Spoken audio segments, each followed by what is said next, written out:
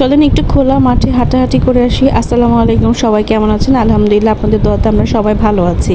আমাদের জীবনে সব কিছুই প্ল্যানিং করে হয়, বিষয়টি এরকম না হুট করেও কোনো ঘটনা ঘটে যায়। নাফরিনের বাবা আমাকে হঠাৎ করে বললো, চলো নিশা একটু হাঁটাহাঁটি করে আসি। তো আমরা ডিসাইড করলাম কোথায় যাওয়া যায়। আমাদের নিয়ার বাই হচ্ছে ঢাকা উদ্যান রয়েছে, তো ওখান থেকে আমরা বেরিবাজে চলে গেলাম।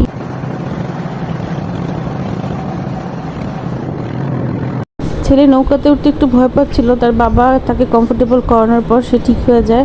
তারপর আমরা এপার চলে আসি। নৌকাতে আসার পর এসে দেখি সবাই আমাদের মতো হাঁটাহাঁটি করছে, সবুজ জায়গা।